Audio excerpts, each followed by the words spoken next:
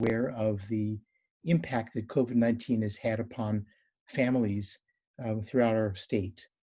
PHAB is a voluntary board made up of health professionals, public health professionals, and members of the general community.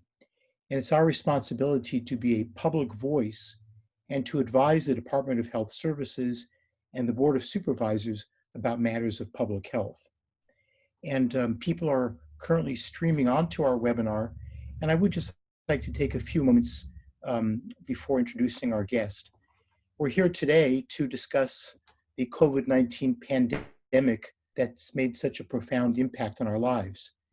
And as of last night, there were 21,872 confirmed cases of COVID-19 in our county and 399 deaths. And you're all aware that there have been over 200,000 deaths nationwide. Already this year, COVID-19 has become the third most common cause of death in the United States. And many of you are aware, of course, that pandemics are not new in human history. In fact, throughout the centuries, there have been many, many pandemics, and they have changed human history in significant ways. I'll just mention historically that probably the one that you're most familiar with is the influenza pandemic that affected this country in 1918 and 1919. Over 600,000 Americans died during that period. And I must say that we're very lucky that we were able to control the Ebola virus outbreak that was occurring in West Africa just a few years ago. If that far more lethal virus had come to the US, it would have been even more devastating. I would like to introduce our principal speaker this evening, and that's Dr. Peter Bielson, who's the Director of Health Services for Sacramento County. Dr. Bielson, I believe, is a native of California and spent at least some of his years here, his early life, I should say, here in Sacramento.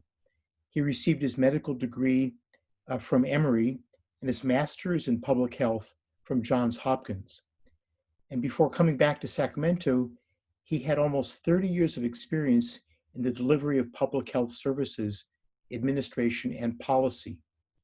He was the Baltimore City Health Commissioner from 1992 until 2005, then the health director of nearby Howard County from 2007 to 2012. Following this, he was the founder and CEO of Evergreen Health Co-op, a nonprofit Baltimore-based health insurer from 2012 to 2017. And despite a career of nonstop health-related projects, he also co-authored a book, Tapping Into the Wire, about the many health issues that were highlighted in the famous TV series, The Wire. So I believe that Dr. Bielson has a number of introductory remarks, and following this, we will be answering questions. Now, I would like to say to everyone who's listening that many of you are familiar with the Zoom format, and this is a Zoom webinar, so you don't have chat rooms available, but there is at the bottom of your screen a Q&A button that you can click on, and please type in your questions. And I'm anticipating lots of questions, and there will be duplicates. So I'm going to take the questions from there and read them to Dr. Bielson during the question and answer period for his responses. Now, I should say that in the audience, we do have Dr. Olivia Kasirye, who is the Public Health Officer for Sacramento County. And Dr. Kasirye is, I think, well known to many of you. She, just as Dr. Bielson, have been in the press, in the papers, on the radio, on TV, dozens and dozens and dozens of times since early this year. So they hopefully will be familiar faces and familiar voices. Dr. Olivia may have some details to add during this presentation. So I think we are now a few minutes in. I'm anticipating a few more people to join the audience, but I think it's probably time to go ahead and start with Dr. Bielson's introductory comments. You'll have to unmute yourself, Dr. Beilenson. Thank you very much, Dr. Orkand, and thank you all for being on board. And thanks for Olivia for joining me and answering the tougher questions that I won't be able to answer. Let me start with a few statistics that have actually changed since last night when Dr. Orkand was mentioning. We're now at 22,026 cases. As of yesterday, that was about 5 per 100,000, and that'll matter in a minute when I tell you more. Our test positivity rate is 4.8%. That means 4.8% of all of our COVID-19 tests are positive. We've had 147 hospitalizations that have resulted in 43 people being in the ICU, which doesn't mean much to you unless you know, to put it in perspective, that's down 50%, both hospitalization and ICUs, from about 5 or 6 weeks ago. And we've had 402 deaths. In terms of deaths, 47%, almost exactly half, are 80-year-olds and older. Another 150 are 60 and 70-year-olds. So 85% of all the deaths due to COVID are in people 60 and older. There's only about 5% that are in age 45 to 0. That being the case, it is important to point out that more and more information is being learned about the COVID disease. There are long-term consequences or sequelae to the disease from lung disease, brain issues, heart disease, etc. So it's not a benign or very innocuous disease course for some people. And in addition, people under age 40 are more likely to be asymptomatic without symptoms, but still carry the virus and are able to shed it and can become what are called super spreaders. So it is important that young people, although they're not dying anywhere near at the rate of elderly people, it is very important to protect folks of that age group from getting the virus as well. In terms of congregate care, that is predominantly nursing homes and assisted living places, as well as the couple prisons. There are 40% of the deaths in Sacramento County are in congregate settings, as you would expect. So the governor has come up with a new system to determine how quickly or how slowly we reopen the economy. And that is a colored system, 4 colored tiers. Don't ask me why are these colors, but the deepest end, the most widespread illness is purple. The next is red. The next is orange, and the least is yellow. There is no green because I'm not sure why. They don't think it'll be 0. We are currently in purple, as is about 75 to 80% of the state of California. And the metrics that are used to determine what tier you are in are twofold. Number 1, cases per 100,000, and number 2, the test positivity rate. I actually have to remind myself what they are.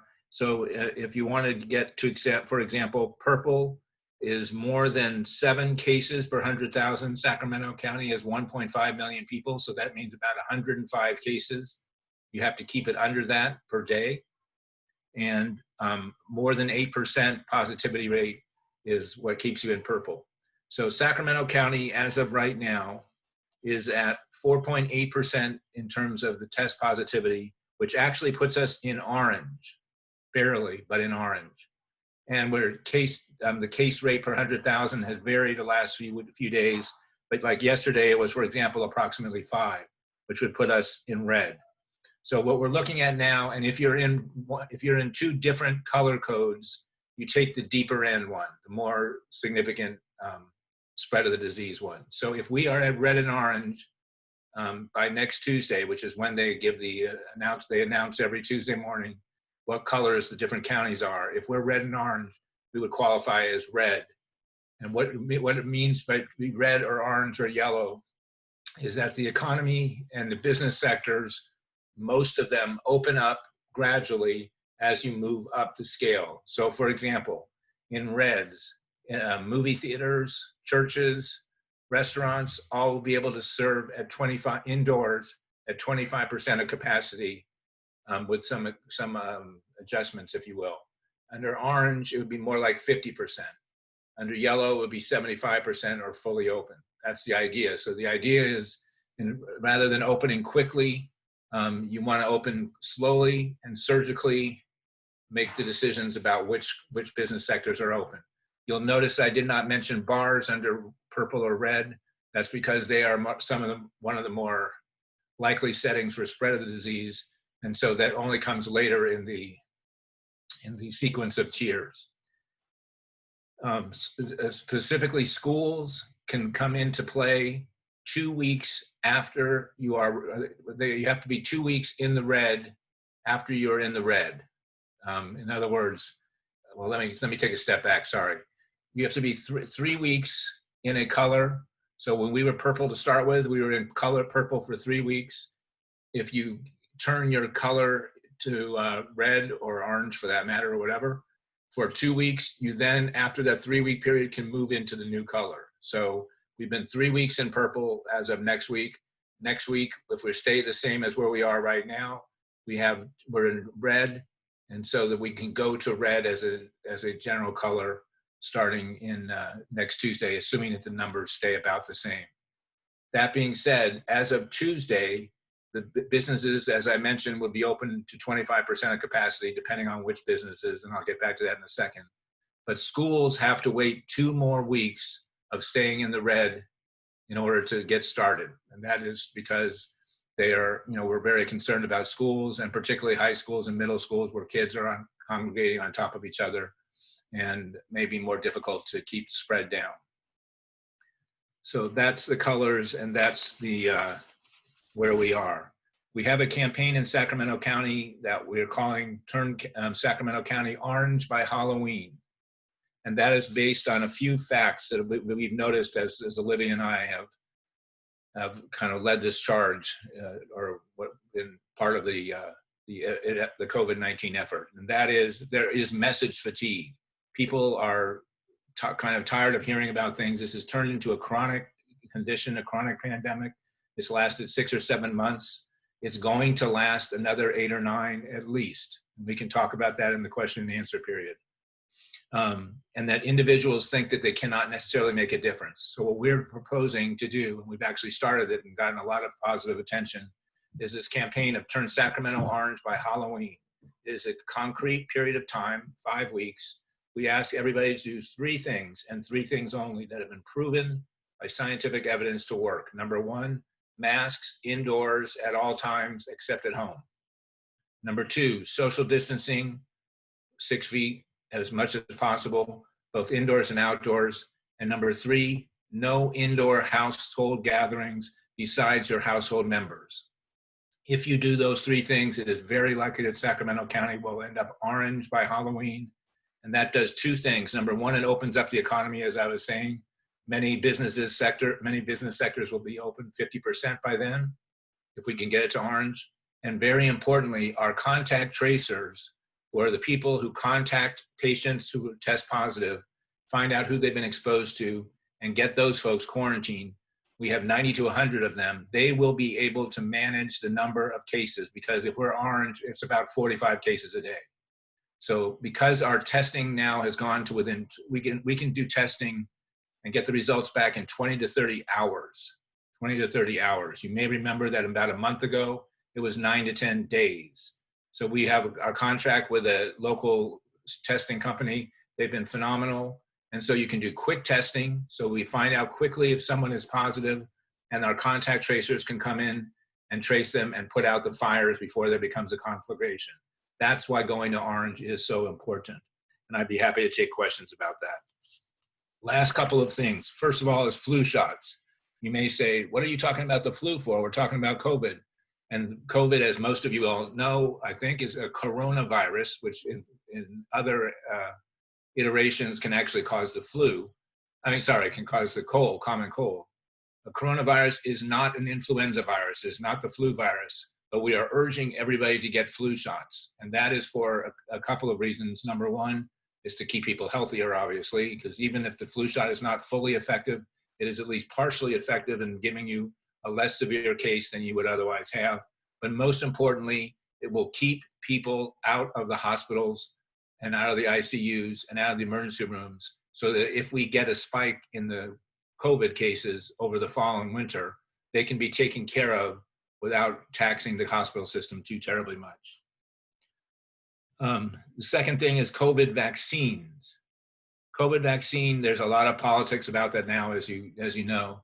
The vaccine, it seems to me from reading and from my discussions with people, I actually know the head of the CDC, with people in Washington and Atlanta, that the vaccine will probably be available in early 2021, early next year. The vaccine being available does not mean that it is delivered. It obviously has to be given in a shot. And seeing how the federal government has not come through terribly well with a lot of materiel, if you will, we have taken the impetus of using some of our money, which I'll explain in a second, that we're getting from the Board of Supervisors for Olivia's shop, to not only give flu vaccine at 17 sites around town, as well as potentially a drive-through clinic that we'll be announcing in the near future if it comes to fruition at a large entity. But we also are buying syringes and refrigeration tools, the things that you will need to give the vaccine, the COVID vaccine, if it comes available, when it comes available, so that we'll be able to serve at least the most vulnerable populations with vaccines, and by getting them vaccinated before the end of next year, for example. To that end, as I mentioned, we've been appropriated about $70 million from the county to deal with COVID. That is for things like testing, business reopening navigators who go to businesses of small businesses, particularly of vulnerable groups, people of color, and others, folks, to help explain to them how to best reopen their business location and how to keep people healthy and safe. We have hired contact tracers. We've set up community testing centers and outreach.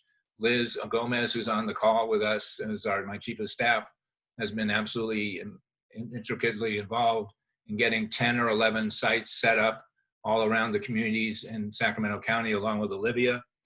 We have lab improvements, PR campaigns that are multilingual, hiring additional staff, are part of the Health for Harvest program, which pays for isolation and quarantining agricultural workers who work on an hourly basis, who would otherwise, if they tested positive, not stop working because they would lose income.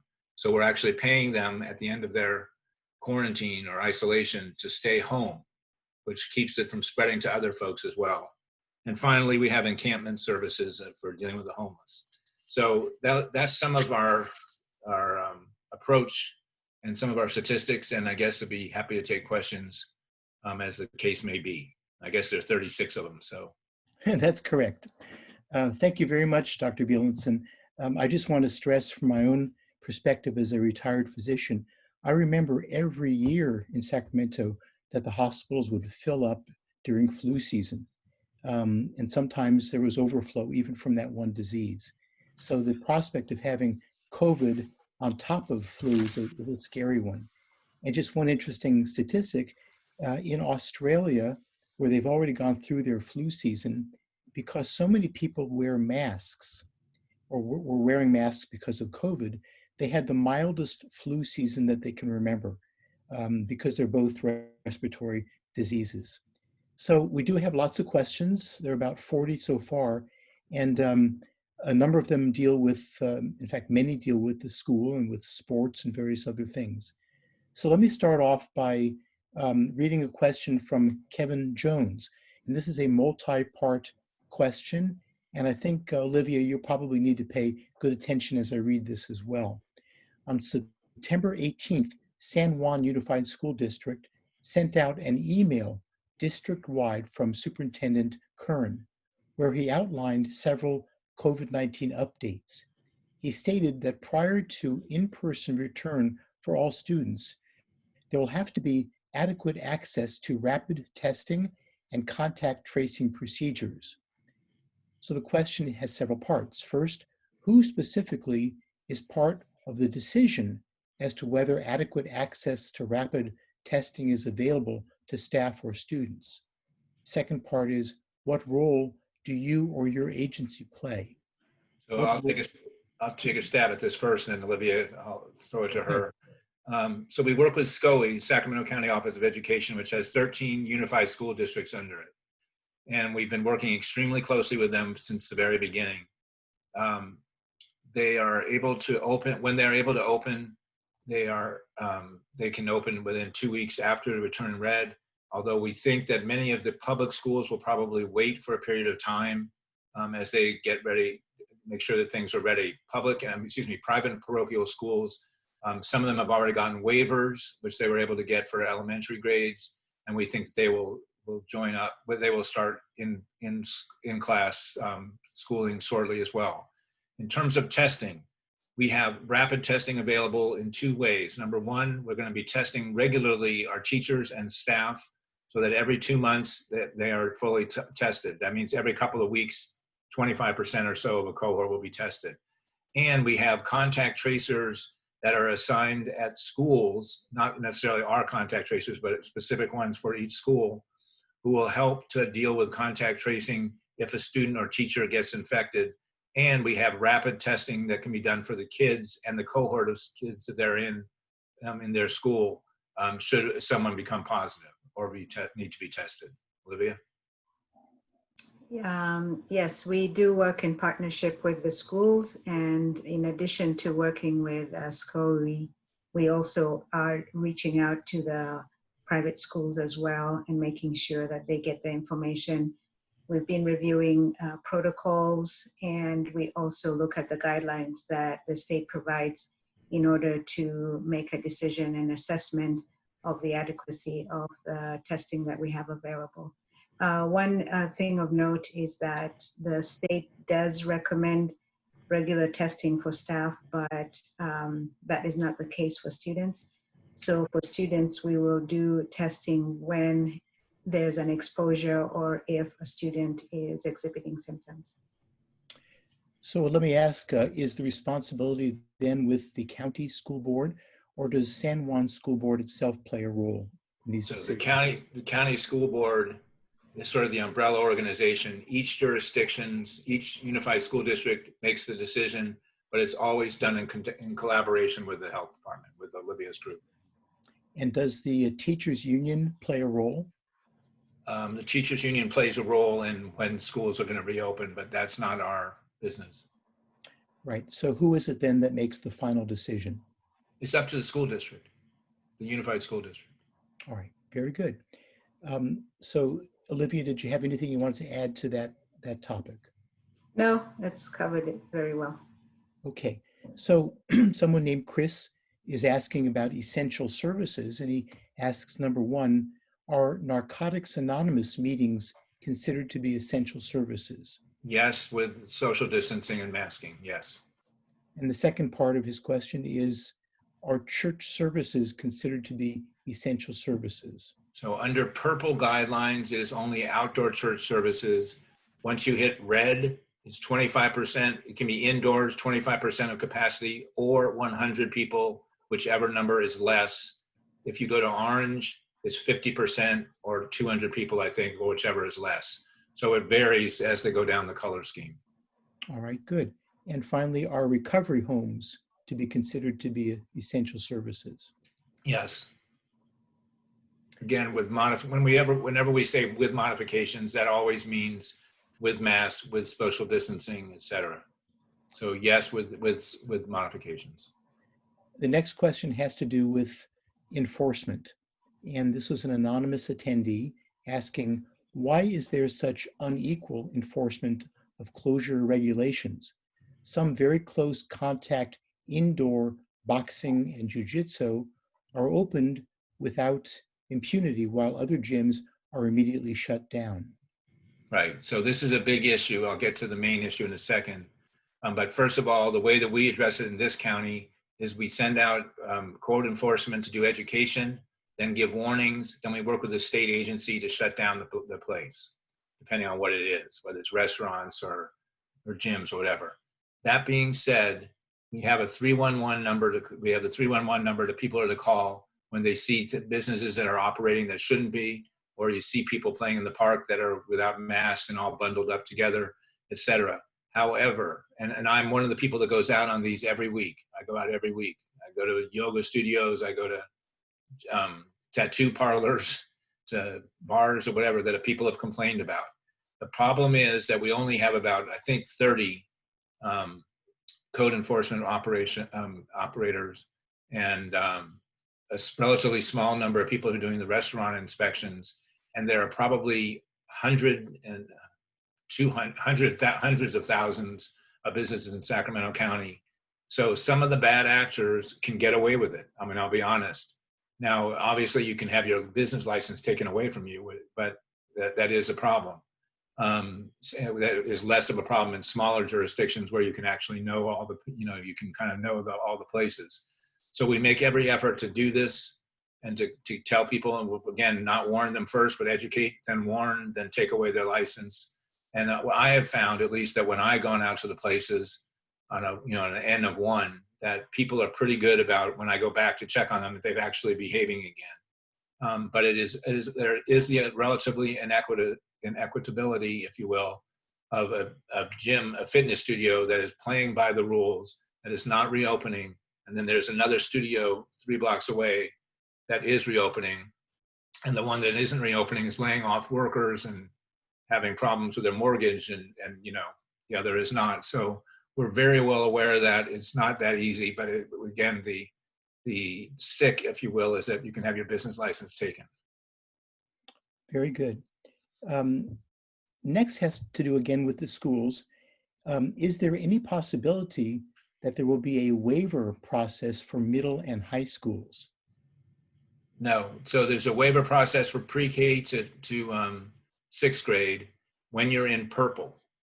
And that's, do you need a waiver for agreeing to do things by specific cohorts and keeping the place safe as much as possible, 6 feet, et cetera, et cetera.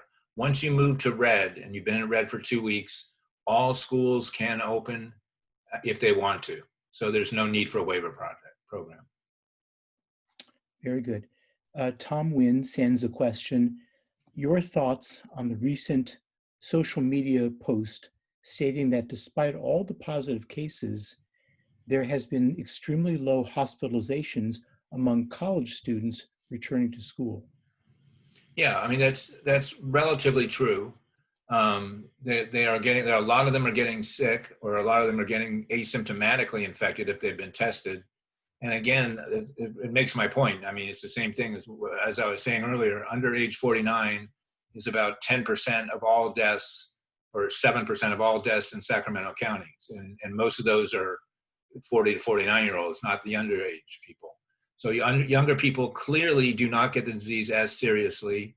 They can have serious consequences, as I was talking about, and they are much more likely to be asymptomatic carriers that still shed the virus, that still bring the virus to their parents who are 55 or 60, to their grandparents who are 75 or 80, and to others who live in their general neighborhood, and can lead to some of them getting sick, really sick, and in the hospital, or even dying. I think that's really an important point. Many of us, I think all of us, would like to see our children back in school, but the idea that they can pass the disease from one person to another and then bring it home to vulnerable adults, I think, is a critical issue. Right. All right. Another question about schools. Why do children back in schools on waivers have to wear masks when playing outside or doing PE outside? When they're playing PE outside? Right. As opposed to being indoors. So there's a couple of things. First of all, we require masks indoors for everybody outside of your own house, because it's been well proven that indoor activities are much more likely to have spread of the disease. And by the same token, on the other side of the token, if you will, the outdoor activities have been shown to be significantly less likely to spread the virus. That being said, it is not going to spread the virus. And so we think, especially for elementary school kids who are in the waiver, that they're not going to be breathing, they're not going to be running cross country or doing those kinds of things where it may be a little bit harder to wear a mask. And so we require them to wear masks as well, even though it is true that outdoor activities are less likely to spread the disease than indoor. This might be a good time to quickly discuss what's been in the press recently about the difference between droplet transmission and aerosolized transmission. What's the difference? Yeah, I don't know terribly specifically, other than aerosolization is the aerosols of the liquid that allows it to float for longer periods of time, whereas droplets literally drop to the ground. But I don't know, Olivia, you may be able to, or Dr. Orkan may be able to give better definition. Yes, when they're talking about aerosolization, usually those are much smaller droplets, and so they can remain suspended in the air for a longer time. We talk about that much more in diseases like TB or measles, whereas when you're talking about droplet, that means that usually the virus comes out in larger uh, droplets that will stay suspended for just a short time and also are not projected as far. You hear us talk a lot about 6 feet of separation, and that's based on what we know about droplet spread. And that's also why we talk about cleaning surfaces, because the droplets will stay suspended for just a short time and then will fall on the surface. And so it's important to clean surfaces as well. Right. I think one of the features of this disease is that in just the short time that it has been on this planet, there have been thousands upon thousands of research papers that have been published discussing these items. And I suspect this is one area that there will be some modifications going down the road. Early on in China, it was noted that transmission would occur on a bus, for example, even though people were not close enough to have droplet contact. So people should be aware that 6 feet is the general recommendation for separation, but being inside of a closed space, even 10 feet apart, does not ensure that you're not going to be subject to transmission through these aerosols, which that's very true. Dr. Kasirye said. Thanks, Olivia. There's a question from Dr. Diane Wolf.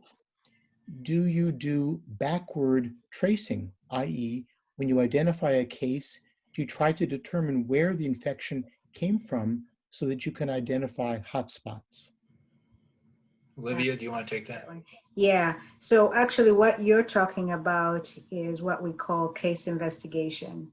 And yes, we do that. In fact, that's the first step when we are notified about a positive case is we call that person, find out their activities and try to find out where they could have been exposed. And that is how, at the beginning of this last spike, that is how we found out that gatherings were the culprit, because we were hearing again and again that people were going to parties or bars and that they were getting exposed that way.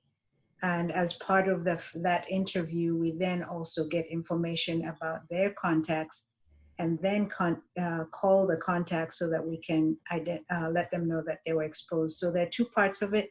And most of the time we actually, like in Sacramento, we do both of them together. But that's the part of the case investigation. Thank you. One of our viewers asked a kind of a related question, and that is, how has the county ensured ADA access at testing sites? I know we have it. Liz, you want to join in on that one? Well, one of the things is that what we've done is these sites were selected based on their accessibility to the, especially the disadvantaged communities. And we work very closely with the community-based agencies to make sure that we are able to make them accessible, especially for people who have different challenges, transportation or language, physical challenges as well. So in working with the community-based agencies, yes, we do try as much as possible to ensure that it is ADA accessible. And in fact, a couple of the sites are at clinics and at school sites. And so we work with the staff at those sites to be able to make sure that they're accessible. Very good, thank you. One of the big frustrations out there, I think, is the fact that people look around the county or adjacent counties and see that the rules seem to be different from place to place. So Tom Wynn is asking this question: what are your thoughts on city-specific criteria rather than county-specific criteria? Many of the So, sorry, sorry, no, go I was ahead. going to finish up by saying many of the cases are occurring in Sac City proper. Why punish Folsom, Fair Oaks, etc.? Okay, so a couple of things. First of all, it appears that the things are kind of uneven from county to county, and that is predominantly because in Sacramento, we are the one urban county, or the predominantly urban county, surrounded by a lot of smaller suburban and rural counties, and the rural counties tend to have lower rates, so they are more in lower color tiers than we are. In answer to his specific question, it is true that at different times, different areas of the county have lower rates, but we've had times that Rancho Cordova led the entire county. We currently have a problem in Elk Grove and Florin. Down south, Galt had a big issue. Sac City has a big issue. So it's really hard to break it down by area, in addition to the fact that people, even if they're not supposed to work or if they're essential workers, are going to work in different areas of the county from where they live. And so it's just not really doable to do that. And it actually doesn't make sense because, as I was mentioning, several different cities or areas of the county have had high levels at different times during the pandemic. Very good. This is a question about, again, about school and about sports. What is the outlook for youth sports? Will Sacramento allow CIF high school sports this winter? And why can't youth sports minus spectators hold events while pro sports can? Right, so very good point. I mean, first of all, I think it's, and I'll have Olivia chime in on this as well, but pro sports are a big moneymaker. I mean, let's just be honest. And I'm sure that has had something to do with it.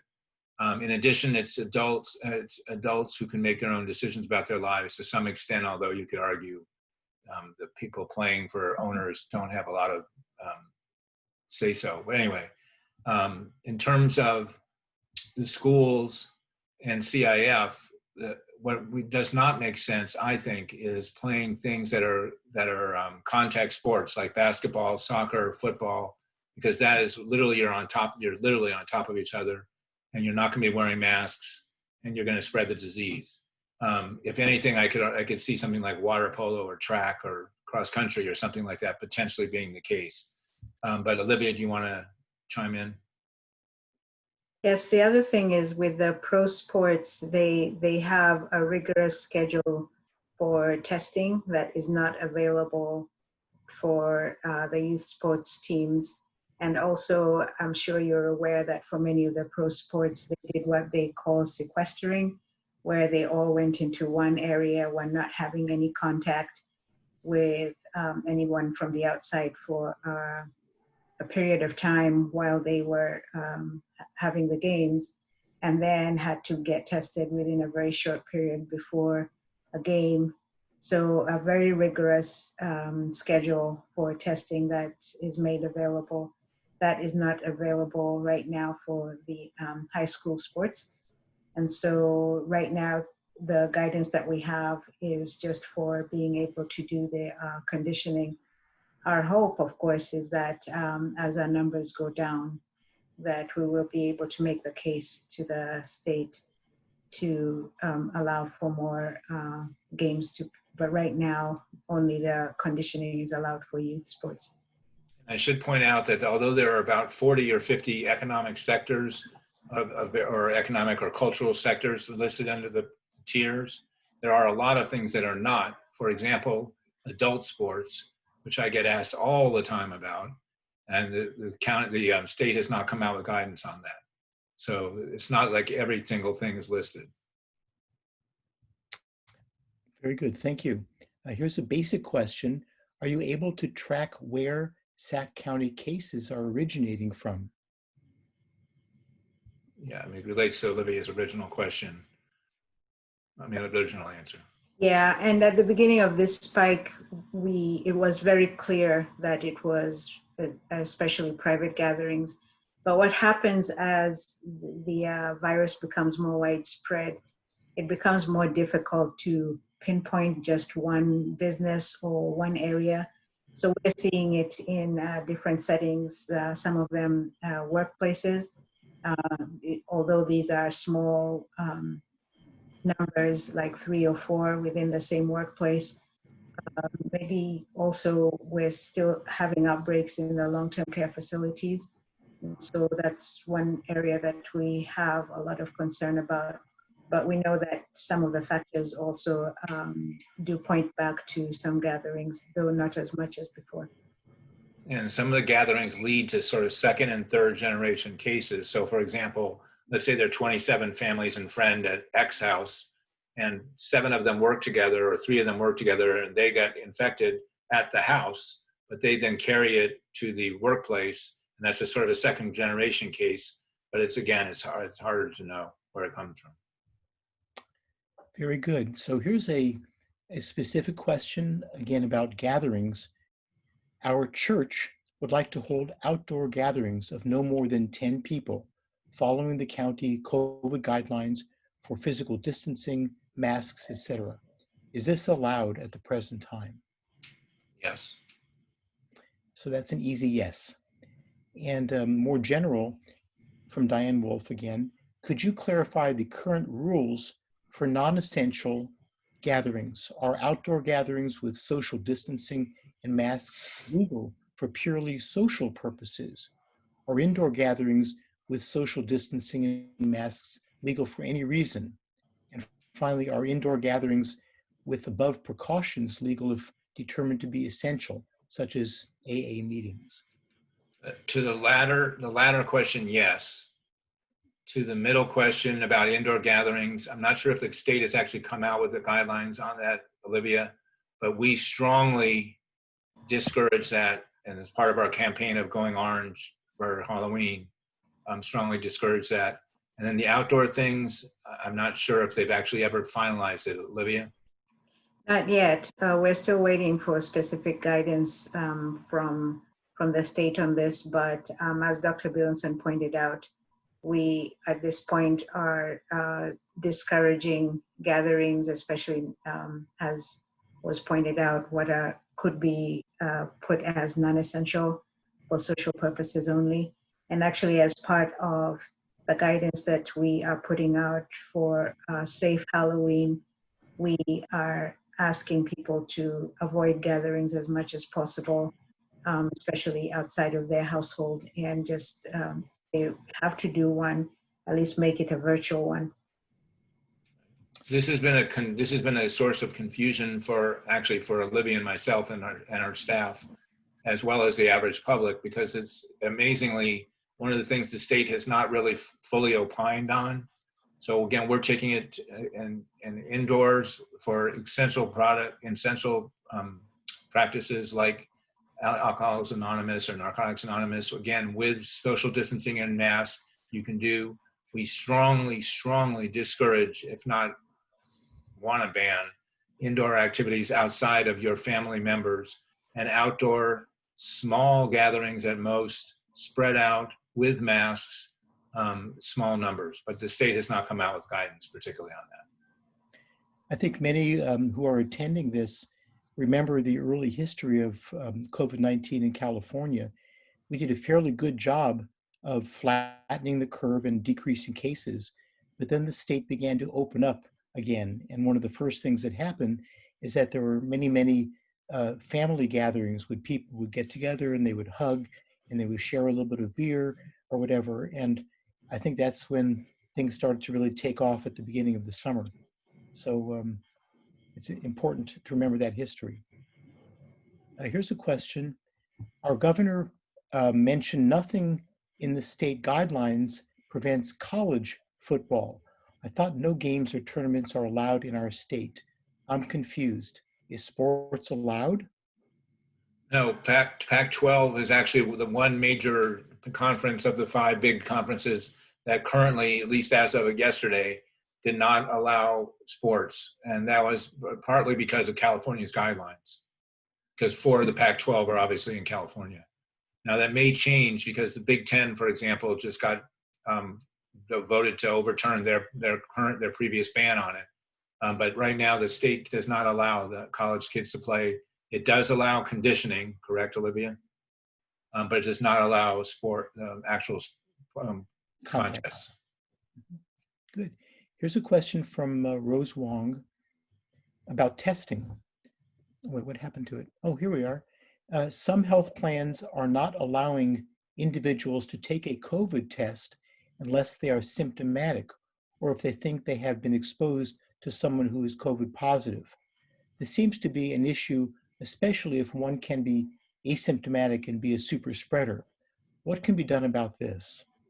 First of all, let us know if there are insurance companies that are not covering it. But secondly, our community-based sites, again, of which we have, I think, 10 or 11, that are places like La Familia, Robertson's Community Center, South Sacramento Christian Church, Christian Center, et cetera. We have 10 or 11 of them. They all test for people who are both symptomatic and asymptomatic. So you can always get a test there. And the test schedule is on our website, Sacramento COVID-19. I don't know what it actually is, but if you put Sacramento COVID-19, you can find it right away. Another anonymous attendee asks these questions. Has to do with long-term symptoms. Can Dr. Bielson comment on the number of people who get COVID-19 and cannot seem to shake it, presenting with extreme fatigue, underlying inflammatory symptoms, etc.? Yep. And also add to that as well the persons who suffer long-term lung, heart, and other organ involvement. Yes, I mean, that's absolutely the case. So much of the focus of the studies in COVID in the initial 3 or 4 months has been focused on how it's spread and how to treat the severe cases, that there's not been as much data-driven data on the cases that you're talking about. But there clearly are happening, and to a relatively sizable percentage of folks, I don't know the exact percentage, but a sizable percentage of folks are having long-term consequences that don't necessarily even alleviate in a few months. In fact, we may end up having a lot of chronically ill people for years to come, but we'll find out more. But yes, there's certainly that issue that goes on. Yes, and just to add to that, right now, the data that public health is collecting, it's the incidence of the new cases and then also the deaths. So for those that do get discharged, we are not getting reports from them, but in talking with some of the infectious disease specialists, we hear about complications, people having to be on oxygen continuously after being discharged, people having to get amputations. We do not have numbers at this time because usually that's information that is in the hospital records, and probably over time, more and more reports are going to be available that will give us more information on just how frequently it's happening. There has been so much emphasis on the respiratory component of this disease, and a lot of people are not realizing that these are multi-system diseases that affect many organs, and the long-term sequelae have yet to be fully determined for some of these long-term side effects. Yeah, right. They're far from fully determined. Right. There was a question, Dr. Bielson, from early on. I think it has to do with the numbers that you were stating. Shelley Peters wrote, is that 4.3% out of 100%? Yeah, so 4.8% is 4.8% of all tests administered in that week or so are positive. And the general thrust of the matter is if you want to be under 5%. So here's a good question. Has there been any indication that super spreaders have latent or lasting effects from COVID? Good question. I don't know that. I don't think people know that terribly much for Olivia's purpose, as Olivia was saying. I just know that there are a lot of cases where individuals who are younger, 30s, 40s, 50s, have these long-term consequences. Right. But it probably doesn't correlate with the super spreaders. Some super It may. We don't know. The issue is that the super spreaders, if you will, for example, even the ones that were at the Memorial Day, what is it, Memorial Day? Memorial Day and 4th of July times, they've only been ill or they've only been asymptomatic for a couple months, right? We're only in September. So we don't know what the long-term consequences are. You may surmise that if you're not terribly seriously ill with consequences 3 months after you've been a super spreader asymptomatically, you may be off the hook, but I don't think we know that. So here's a longer statement. My concern is the difficulties I encounter trying to use reusable bags at the grocery store. While our carbon output is down due to decreasing commuting, the use of single-use plastic bags and plastic utensils is way up. Can the county take a more active role in advising private entities, that's stores, that touchless measures are not particularly meaningful? In Sunday's paper, UCD Health CEO Lubarsky is quoted as saying, quote, transmission is primarily and overwhelmingly due to respiratory droplets. So I would like to have the act of setting my cloth grocery bag down on the shelf to pack my own groceries not to be prohibited or discouraged. Okay, so I will contradict a little bit of what Olivia is saying. I'm not saying she was saying it wrong, but it is clear that as we have more and more data that fomites, which are surfaces on which viruses can stay, are not anywhere near as big a cause of spread as was originally thought. That's not to say it can't be, and it's not to say that you shouldn't be using virucides and cleaning things as Olivia was saying you should. That is true. But it is absolutely true, as David Lubarsky was saying, that by far the single biggest cause of the spread is face-to-face without masks. The other thing we've learned tremendously in the past few months is that masks on both sides of the story, if you will, both for you and for whoever you're coming in contact with, are extremely important. I would argue probably the single most important thing by far that you can do to prevent the spread of the disease is to both people wearing the mask appropriately. So that being said, in fact, plastic bags were re-allowed by the state a couple months ago. And I think a fair number of stores actually allow you to use your bags now. But I hear the point. And again, I've sort of laid it out. Right. This is someone who really would prefer not to use a plastic bag. Yeah. Yeah. All right. So here's a question really about schools again. Why have schools even closed when far more children died during H1N1 and every year from the flu? What is the plan for reopening schools? What is the plan for restarting sports, band, and other school activities? Why is the bigger picture not being looked at? We appear to be doing far more harm to our students and economy than what we are trying to protect. So I'll take a stab at it, then I'll let Olivia take a stab at it, if that's okay. We get these questions all the time. This is probably the single biggest reason I get emails, and I get tons of emails. I get them on both sides of the matter, to the point that I tell the story often. One day I got an email from a gentleman who was talking to me, who was telling me that I was killing kids, that I was causing suicides for increasing isolation by not having kids go to school. And literally the following email that I got off my computer was from a woman saying, thank you so much for not requiring our kids to go back to school because I'm scared to death for him or her. So there are two sides to this story. First of all. Number two, who's to say that because we're keeping control of the schools by not allowing them to open at least until red or until they have a waiver, that we're keeping down the number of cases? Yes, it is true that only 2 or 3% of all deaths in the county are due to little kids, but that's not to rule out them having serious consequences. And I can't believe that H1N1 killed more kids than COVID. I may be wrong, but I'd be very surprised. The same with the flu. I'd be very surprised. But that being said, we unlike those two instances of H1N1 and the flu, kids are kept out of school right now. So you kind of can't argue that if everybody was in school, everybody would be fine. That's not necessarily true. And we're having to kind of come down on a in a measured way, if you will, while there's still widespread illness, which was why we're in purple, it makes sense not to have the schools opening.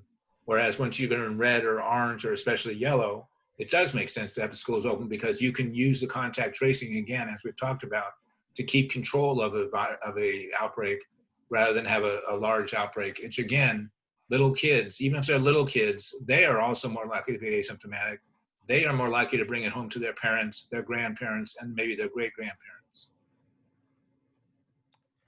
So a related question, are you conducting? I just wanted to add on to that is because I get asked that question a lot as well. And I do remind people that very early on when we first recognized that there was community spread of COVID-19 in our community, the schools made a decision to close the schools for the rest of the school year. And that protected the children. Now that we are thinking of how to reintroduce school back, we want to do it thoughtfully and carefully. And definitely we take into consideration the guidelines that we are given by the state and by CDC, and also looking at what has happened in other schools and making sure that it is safe enough. And a couple of things. One, it's not a benign disease in children either, because we do know that children can also get what we call an immune storm, where the body just goes out of whack and can also have very severe consequences. We've had one in Sacramento. It is rare, but it can occur. So it's not a benign disease in children. The other also is that children live in families, and the school environment has a lot of adults that also have chronic conditions that put them at risk. So it's not just the children that we're looking at, it's the entire community. And that's one of the things in public health is you're constantly looking and weighing and looking at the different factors and who is at risk in making decisions. Yeah, like as an example, 2 teachers, at least that I know of, died very early in the disease, in the pandemic, who are clearly exposed to the kids. There's a related question. Are you conducting studies on the impacts to mental health to children not being in school? We're actually, I can let Olivia jump in on this as well, but we're so slammed with work that we don't really do a lot of studies at this point that, UC Davis might do, or UC San Francisco, or et cetera, et cetera. We have anecdotal evidence, but we don't really have direct studies. Olivia? Yeah, and usually when you're talking about like studies about mental health, those are done by the clinicians and also by the schools, because mental health in and of itself is not reportable to public health. The way that we learn about it is when we get reports at the end of the year from all of the admissions, and right now we don't have that available. So yes, we get anecdotal information, but right now we are not able to assess fully the impact. We know that the schools are reaching out to the children. Churches are reaching out as well. I've talked to several who told me that when they don't hear from, for example, for churches, some of their congregants, they will make a point of doing outreach. And also many of the teachers have told me how if a child is not showing up, they will actually go and do a home visit. So we do have people who are out there who are paying attention, who are trying to make sure that the children are safe. I think one of the things that is most important, and what we have seen for families that have thrived during this period is by being able to have the social support. So that's the request that we make to all of the communities, is being able to make sure that we have the social support available so that children can get through this period. Also, parents set the pace and the tone. Many of the parents have found ways of looking at this and trying to make sure that the children realize that this is only for a period of time and they'll be able to get through it. And they get involved in the child's schooling to make sure that the child gets the support that they would otherwise have gotten from school. And actually, we've also found, according to Ryan Quist, who's our behavioral health director, that there's been a much greater uptake and compliance with telemedicine, telemental health, if you will, appointments than there actually were in real person-to-person appointments. So people are taking advantage of it. Let me just say one thing that I know Olivia feels, and I certainly do as well. That is, we are acutely aware of the competing interests, if you will, and the competing importance of both economic dislocation that occurs when businesses are closed, and the mental health issues, both for kids and adults when schools and businesses close, as well as on the other side, trying to keep people healthy and trying to keep the community healthy. So we are trying very hard, and we are very, very cognizant of this. So don't think that we don't care about either side. Very good. Is there messaging or media promoting Orange by Halloween? Yes, very good. That must have been our PIO. So we had a soft launch this past Monday. I've been talking about it on all the radio shows and press, and I hope Olivia will too. I know Olivia will too. We have decals of little pumpkins with masks on. We have communication strategies. We have a lot of the big business organizations in town that are putting it out to their organs of communication. So I guess the easiest thing, if there are people online now on this broadcast who would like to get information out to folks that they know, please email who, Steve?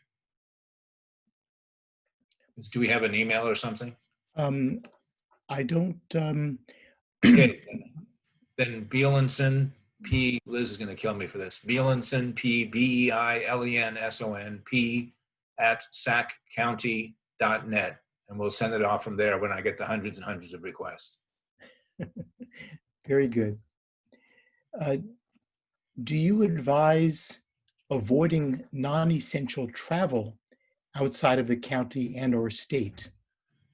Yes, in our official capacities, we do.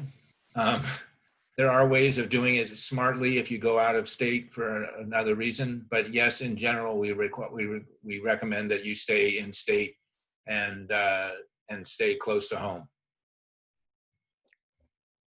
Very good. So I think earlier there was a question about, do you know what tier we need to be in for the kids to go back to sports? No, we don't know that. Do we know that, Olivia? No, we have not been provided that information. Right now, all we have is for the sports conditioning. So yeah, again, I know you probably know this, folks, but again, for the schools to be able to reopen, again, to be able to reopen, they don't have to reopen. You've got to be read for 2 weeks. So that would probably put us in mid-October if things work out well for us this week. Thank you. Someone is asking about the large number of cases in the county. Do we have any idea how many of those are duplicate tests or third positive tests? I can answer that. When we are putting together our dashboard, actually we remove the duplicates. And once a person tests positive, we actually do not recommend retesting. And we have criteria that we have provided to healthcare providers for when to determine that a person can leave isolation. And that's usually 10 days from diagnosis, in addition to symptom improvement. Right now, I'm sorry, there is a question about why is testing not standardized, i.e. using the same cycle count? So I'm not sure what cycle count is, but if you're talking about the different testing, there's been because there's been such a vacuum of things that have been produced or supplied by the federal government, there's been a plethora of companies jumping in and providing everything from saliva tests to the regular nasopharyngeal tests to quick tests to antibody tests, many of which do not work. So it is actually a bit of it's the state of California, I think, spent billions on something that didn't work. We've been fortunate in that we have a great partner in STEM Express, who's turned it around in 20 to 30 hours. But literally each county in the United States of America has been fighting for its own testing, its own material, et cetera, because the federal government has not been supplying what should have been supplied. I don't know if that answers the question, but gets me to vent. Speaking of venting, we have an anonymous attendee who makes this statement. I live in Carmichael. Last weekend, I noticed for what for me was the final time, both the yogurt store and the pedicure store crammed with people. Both are local, supported by our community in 5 Points Shopping Center. The owner of the pedicure store was not wearing a mask. This followed on the heels of a trip to Cake Castle on Fair Oaks. Either the owner or one of the other customers wearing a mask. I could go on, but this basically was an attendee who's concerned about the fact that there are many, many people out there who just simply haven't gotten the message. They may not be wearing masks or wearing them in the wrong way. Right, a couple of things. First of all, I must say that in going around town, which I spend a lot of my time doing because I'm not at the office very much because it's not pointless to be there. I go to restaurants, I go to hardware stores, I go to grocery stores. Everywhere that I have been, I'd say that 98%, I'm not kidding, 98% are probably wearing masks. That being said, there are places that don't, and I clearly understand that, particularly maybe out towards Folsom a little bit without being prejudiced in any way, shape, or form. But if there are places, so you got my email, Bielson@saccounty.net. Send me the locations and I'll go out in the next few days because we want to make sure that people are following the rules. And if it's different, if it's strictly because they're not wearing masks, that's inexcusable. Everybody should be wearing a mask. This is Liz. So if you have a concern, please report it to 311. And we do get a report weekly from 311 around any businesses or concerns that come up. Yeah, that's probably best rather than emailing me. But for this one person, email me because I want to go out. I take great pleasure in going to stores and making sure that they're wearing a mask because it's absolutely crucial to the health of everybody. Here's another from an anonymous attendee. And I think this is a question that many people are asking. Why are daycare facilities with up to 14 children open, but not our schools?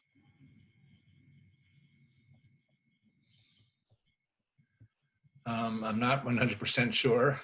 Part of it was originally when the daycare centers were open, it was for people who are essential workers who needed a place to have their kids stay in daycare.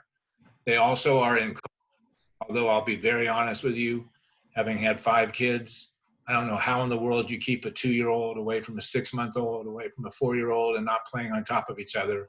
And the teachers have to substitute, one of them has to substitute out to eat lunch, another one comes in. So I'm not sure, but probably the best answer is, although this is the same answer for the schools for that matter, is that essential workers needed places for their kids to go. Of course, you can say essential workers need places for elementary school kids to go. So I don't know, Olivia, do you want to take a stab at this one? Yeah, basically that's why the daycares were opened in the first place, and it's easier to keep the cohort small. In opening up the schools, there's a lot of thought that has gone into the plans.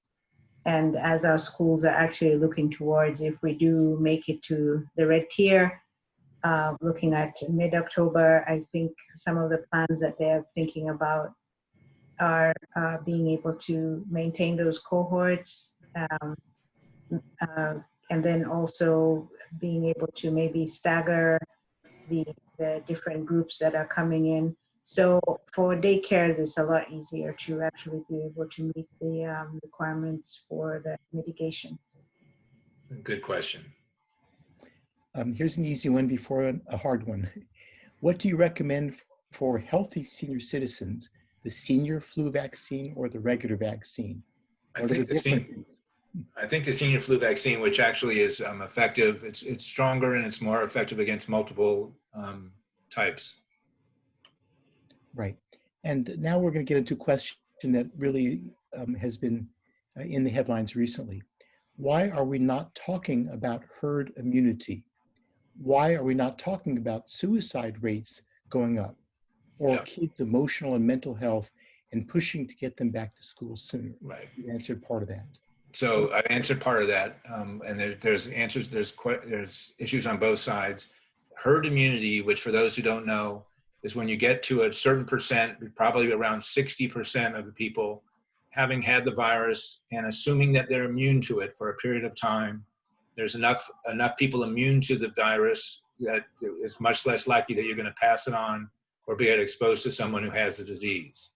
So herd immunity makes sense. How do we get herd immunity? You get it in two ways. You get it with vaccination, like in a good flu shot year where more than half the people get flu shots, you actually have less disease. You don't have no disease, but you have less disease considerably. Or you can have a certain number of people get the virus and be sick from it, recover, which is a big issue, whether they recover from it or not, especially the 60-year-olds and older. And then remain immune. There's a question about immunity. It originally was thought maybe 70% of people who recover from the virus are immune. It may well be more than that now. How long they're immune for is another question we don't know.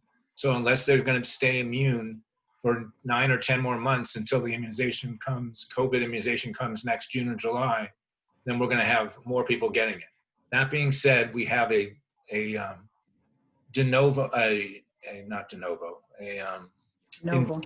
in vivo study going on right now in real life, where Sweden has basically taken that approach.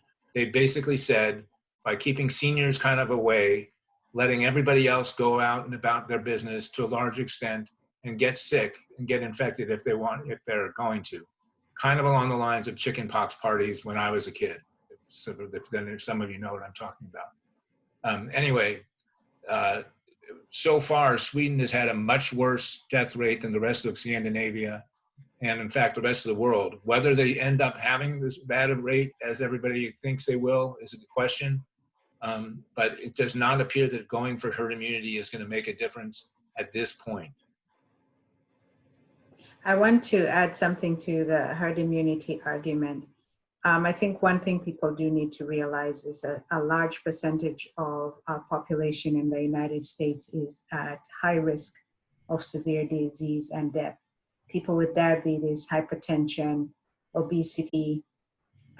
About 6 in 10 adults in the United States have at least one chronic disease that puts them at risk, including kidney disease, lung disease, and so on and so forth. And these are the ones that are ending up in the hospital. Also, the other risk factor is age over 65. About 75% of our deaths are in people over the age of 65. So when you put all of that together, if you are going to say that we're just going to go about our days and let people get sick, that means that you are putting about 6 out of 10 people in our community at risk of severe disease and death. And I think that's way too high a price to pay. And I think and this is part of the issue that we have with public health oftentimes, is that when we put measures in place and we don't get to the really scary numbers that had been predicted before, people tend to think, well, what were you all talking about? Well, the reason that we were sounding the alarm is this was potentially what could have happened. But because a large percentage of the population is heeding the warning and taking the measures to protect themselves and others, we have been able to get the numbers down. That's a perfect answer from Olivia. That's exactly correct. And I'd also point out that the brown and black neighbors that we have in our communities are much more likely to die and have serious consequences from this disease. So again, it's another inequity if we allow them to get sick and let everybody else, and not care about it. Are there currently areas of the county or zip codes that are most impacted by COVID presently? Yeah, they switch around. Originally, as I was saying, Rancho Cordova started off high. Then it was Oak. 95823. 95823, right? Now it's 95823, which is Florin, and it's part of Elk Grove, and it generally kind of moves around. Part of North Natomas has a significant rate right now, so it's kind of, it changes as time goes on. There's no real one thing that's affected, one place that's affected more than others. Sacramento City clearly is. Of course, it's a third of the entire county, but it's probably it is disproportionately affected, probably because of the density of housing and more seniors, probably. All right, here's a question from Swenson Home.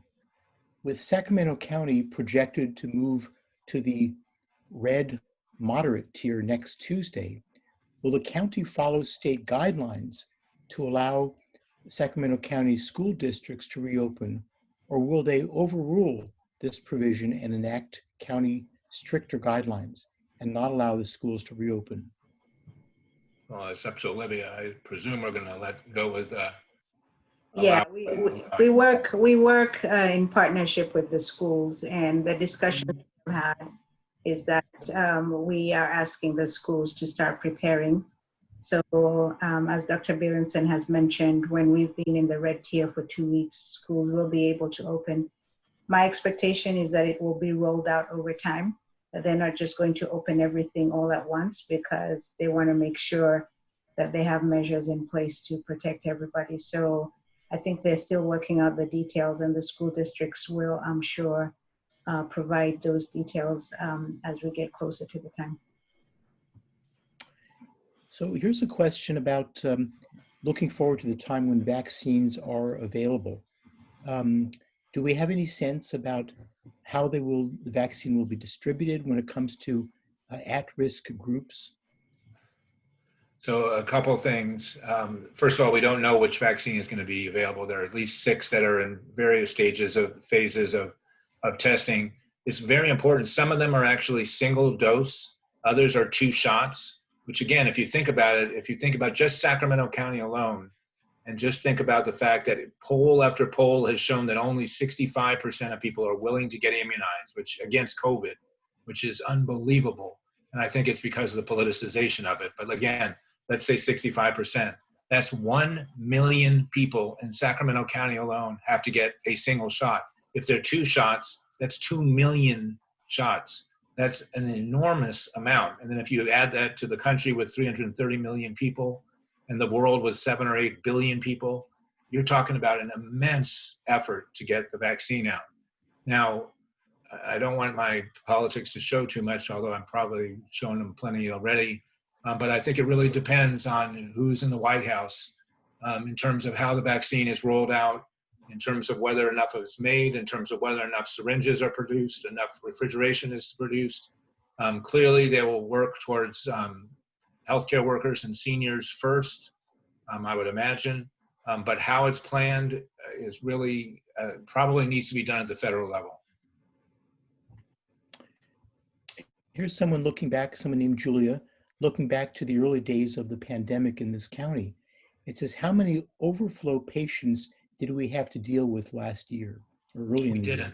We didn't. So one of the things that we looked at, or that we still look at, is ventilators needed or ICU beds available or surge capacity. We did not hit surge capacity last year and earlier this year, nor have we recently. And I think that is because of Olivia's group has done a phenomenal job at helping to bend the curve, as well as the county residents bending the curve. So we've, yes, we had 22,000 cases. Again, put in that perspective, what does 22,000 mean? Well, it means that we have a relatively significant number, but it's been coming down in the last 3 or 4 weeks, and we have much better control over it. But anyway, that's my answer. What's happening with the 15-minute rapid testing that we've heard about? So there's not been enough evidence that I've seen. I don't know, Olivia, tell me if you think differently. That shows that the fast test works particularly well, or is sensitive or specific enough to be used. Right now, at least at this time, we feel comfortable with using the STEM Express testing that we've been using. They get a quick turnaround. They've been virtually 100% sensitive, which means no false positives or very few false positives. And that seems to work the best. There are other tests out there, and I don't think they've been fully vetted, if you will. All right. Aaron Whedon is asking more about schools. Given the recent classification on cohorts, who do you anticipate this being done, given the fact that schools have had to split classes in many small groups? If specialty teachers are forced to distance teach down the hall from their students, schools will have to hire additional staff to monitor students during the distance learning while on campus. How many schools have you visited to see how your rules play out in reality? I will say before I hand this over to Olivia that I just got this email from Aaron myself, and I've sent it to Olivia. So Olivia, you can answer it. Yeah, so I think there's some confusion between the language that the state put out for cohorts and what the kind of cohorting that we recommend for the schools through the waiver process. So the waiver process, we do ask schools to have a plan how they will be able to, most importantly, keep the 6 feet of separation and also make sure that children are, or everyone is wearing their face covering, but also how they will be able to maintain the cohorts. And by cohorts, when you're talking about waiver, there is no specific number. It's just being able to make sure that they remain in a stable group. So you don't have children going from 1 to 2 to 3 classes every day, or teachers going from between classes all day. The cohorting that you're probably referring to, where there's a limit of 14 children, is different. And that was a special allowance that the state provided for special education and for special situations. And usually those tend to be small anyway. And so some schools have been able to take advantage of that, especially for some of the special needs children, to be able to provide them with services while the school is still closed. But when schools are able to reopen, they will not have that limit of 14. So we help them with reviewing their guidance, but I think they work together within the school district and different schools, depending on the size and depending on the space that they have, in order to determine how to best protect the children. I think we're nearing the end, not of the questions, because there are many, many questions pending, but I sense that we're nearing the end of our energies. But I would like to ask one tough question, and we hear this often. Can you address the excessive deaths that occurred because of the isolation policies in elective procedure postponements? Is the cure worse than the disease? Let me go on to say 125,000 people died in California since March, correct? And only 14,000 of these are from COVID. How many people have died from COVID that had no comorbidities? There's different parts of the question in there. That's right. Comorbidities means other illnesses for those who are not medically inclined. As Olivia was saying, 65% or 60% of all adults not just 80-year-olds, but all adults have at least one chronic health condition.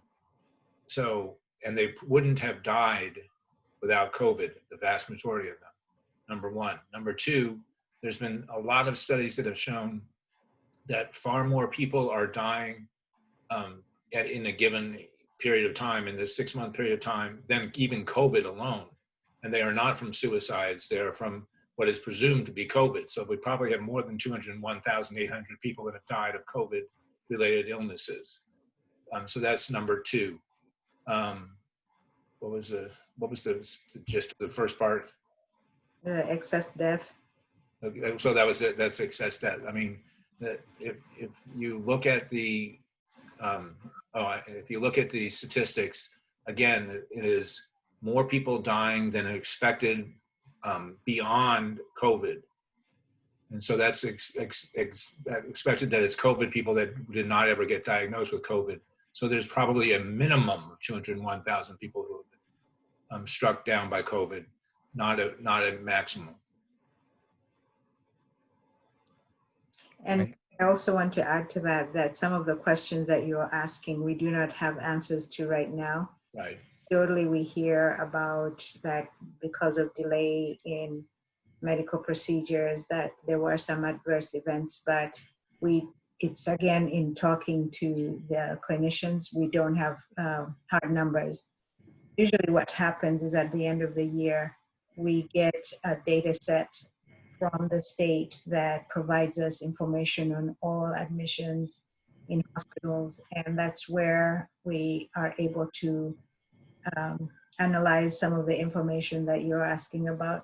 I'm sure that a lot of clinicians will also be putting out reports as they're analyzing their own clients and assessing the impacts. So some of those, we don't have specific answers right now. I think we will know more as time goes on. And also a lot of the procedures that were at least shut down for a period of time were elective procedures. Yes, they could be cancer procedures, let's say that someone was not treated maybe as early as they would have been expected to, but that's not the majority of cases. I'd like to ask one more question. This has political implications. Why are there restrictions put on all of the population instead of allowing people who wish to go to businesses be able to do so? Others may choose not to. America is about freedom of choice. We have had this freedom taken away from us. This was to flatten the curve 6 months ago and has impacted businesses to the point of closure and loss of jobs. So first of all, I think it's pretty clear that we did bend the curve, or break it actually, because Sacramento had the lowest case rate of any of the major urban areas in the entire United States. We then, kind of at the governor's direction and our guidance as well, opened up things, which I argue we opened too widely, because we had a massive number of new cases and we've had a massive number of new deaths. If you saw what the Bee published yesterday, it was like 12 weeks till we hit 100 deaths, and 4 weeks for the next 100 deaths, 3 weeks for the next 100 deaths, and 2 weeks for the next 100 deaths. So it's not a benign disease, as we've been talking about over and over again. America has always been there's been a conflict between the right of individuals to do exactly what they want versus the betterment of the public. And we've got to come to a conclusion on this. And I think by having things that are relatively easy to do, like social distancing, like not having indoor gatherings, and like most especially wearing masks. It's not like you have to wear a CPAP mask or a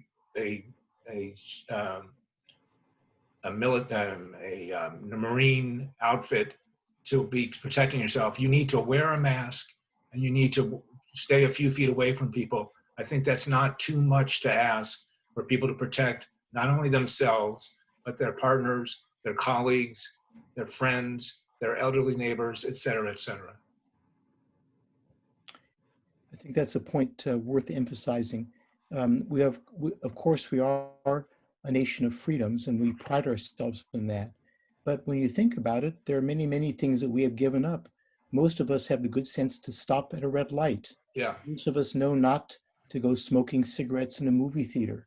There are many, many things that we have given up, if you will, for the sake of the safety of our fellow citizens. So I think this is really no different than that. Well, let me just end now. I just want to make the point that we started at about 6 o'clock. The questions that were all asked before 6:20, and there are dozens and dozens of questions yet to be answered. I must say that many of them are duplicates. I truly want to thank Dr. Kasirye and Dr. Bielson for all of their efforts in answering these tough questions. It's exhausting to go through all of these things and answer. And hopefully we can set up a similar opportunity in the future to allow people to again ask their questions. I would hope we can. I would also like to give a special thanks to Liz Gomez, who helped to produce all of this today, and to Paula Green, who's not appeared, who was able to send out the invitations and do something about Eventbrite. And there are still over 100 people on the line, and I appreciate all of those who sent in their questions. That was outstanding, and I think we covered a lot of ground. So thank you, Dr. Beilenson. Thank you, Dr. Kasirye. And we're all going to sign out at this point.